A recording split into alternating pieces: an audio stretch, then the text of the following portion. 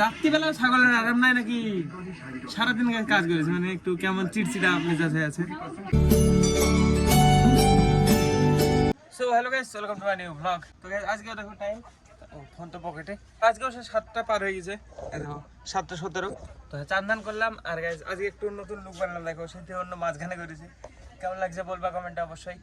তো হ্যাঁ, এখনকার সিন হচ্ছে আমি সকালবেলা আজকেও গেছিলাম কাজে।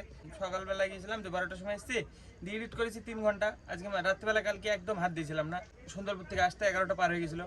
এখন দেখো বাইরে কতজন আজকে এসছে। আমার মৌসুম দিদির মেয়ে, একটা মল্লিকা দিদির মেয়ে, কাকু। মাকে আবির লাগালো কে? হ্যাঁ হ্যাঁ, ভিডিও দেখছো, আমার তো দেখছো। কোন ভিডিওটা?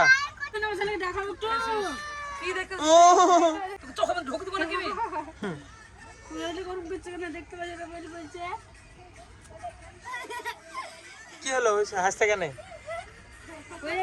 চলে যাও নাকি তোমরা?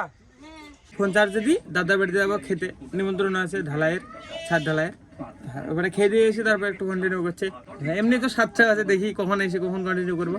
যাবো এখানে একটু গল্প করবো, আসতে একটু লেট হবে হয়তো। রাত্রিবেলা ছাগলের আরাম নাই নাকি? সারাদিন কাজ করেছে, মানে একটু কেমন চিড়চিড়া মেজাজ হয়ে আছে। ছাগল কি ব্যাপার? রাত্রিবেলা চিল্লাবে নাকি তাই বলি? তো যাই হোক গাইস, দেখি এখন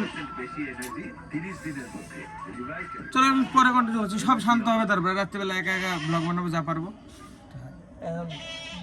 বিরক্ত লাগে বিশাল। কি গো, ঘুমাবো না? আমি কত ঘুমিয়েছি, সৈয়দবাড়িতে ঘুমিয়ে যাচ্ছি, এখনই উঠলাম আমি।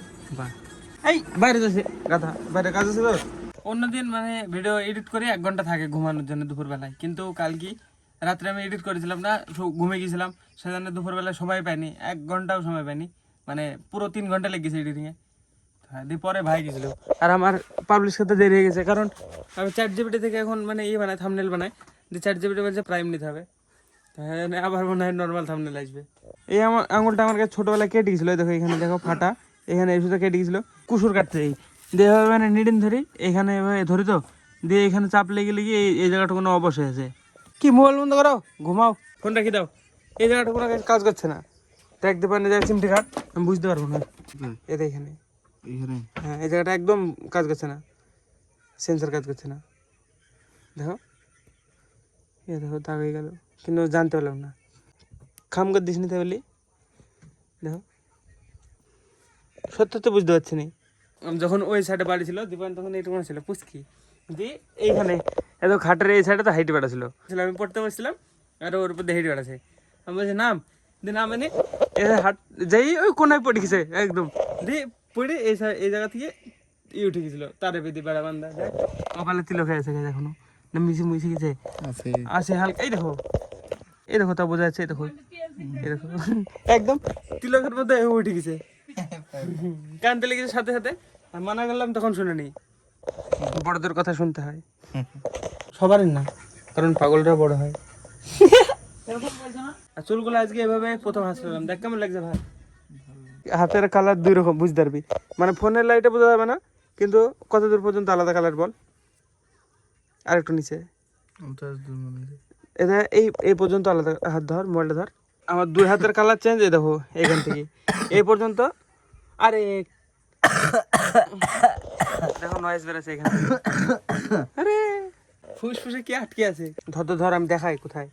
এই 2 হাতের কালার এই পর্যন্ত বাইরে থাকে। আরে এদিকে নিয়ে আয় মোবাইলটা, এখানে তো হ্যাঁ এই দেখো এখানে এইটুকু না ঢেকে থাকে জামাতে, মানে গেঞ্জিতে এভাবে এখানে পর্যন্ত টাইট থাকে, এই পর্যন্ত ফর্সা, আর এখান থেকে লাল হয়ে গেছে। কালকে দিনের বেলা দেখাবো, ভালো বোঝা যাবে, এখান থেকে আলাদা কালার। আর মানে আমি পুরো স্যুট জামা পরে থাকি, এইখান থেকে দেখো গলার কাছে একটু লাল হবে, গলার নিচে এইখান থেকে মানে বর্ডার, একদম বর্ডার পড়ে গেছে, রোদ্রে পড়ে গেছে এইটুকু না, ফেস মুখ টুক। আর পায়ের হচ্ছে এখান থেকে কালার আলাদা, এখান থেকে হাতের পায়ের মানে 2টো কালার আলাদা হয়ে গেছে। আর বডি পুরো পরিষ্কার হয়ে গেছে ঘেমে ঘেমে। আর আজকে দুপুরবেলায় ভাই গেছিল গাইস, দিয়ে আপলোড করতে পেরেছিল, খালি টাইটেল থাম্বনেল দিতে পারি না, আমি দিয়েছিলাম। শোয়ার সাথে সাথে ঘুমিয়ে যাবো আমি। এখন দেখো কত এনার্জেটিক লাগছে, কিন্তু একবার শুভ পুরো শরীর ভেঙে যাবে। সারাদিন কাজ কোনো ব্যাপার নাই, অসুবিধা কোথাও হচ্ছে না, খালি এটুকু না।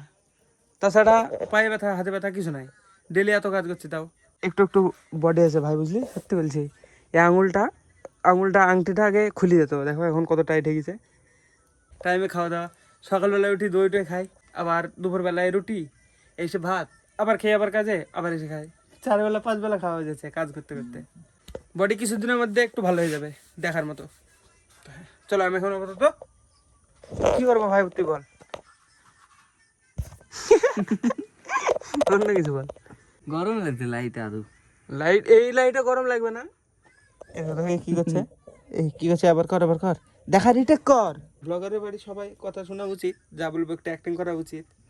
চলো, এই উঠ উঠ উঠ উঠ উঠ উঠ উঠ উঠ উঠ, এমনি মাথা ডলছে, এই দেখো এইদিকে ঘুরছে তো না। ক্যামেরায় মুখ দেখাবে না।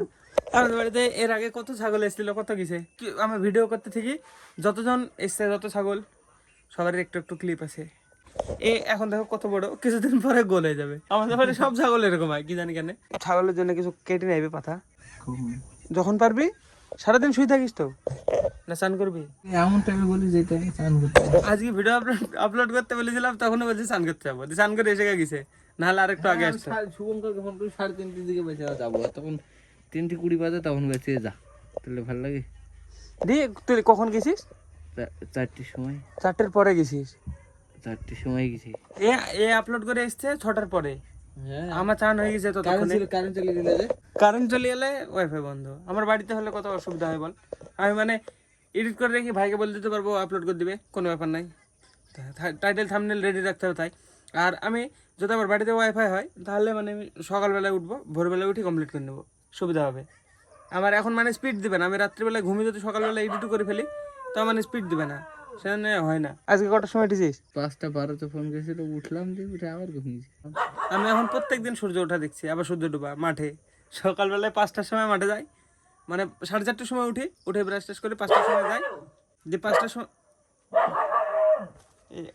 কিছু একটা দেখিছে, শিয়াল টিয়াল হবে। 5টার সময় উঠে আমি মাঠে যাই। ফল্টু नहीं करते, अभी मैं ब्लॉग बना रहा हूँ।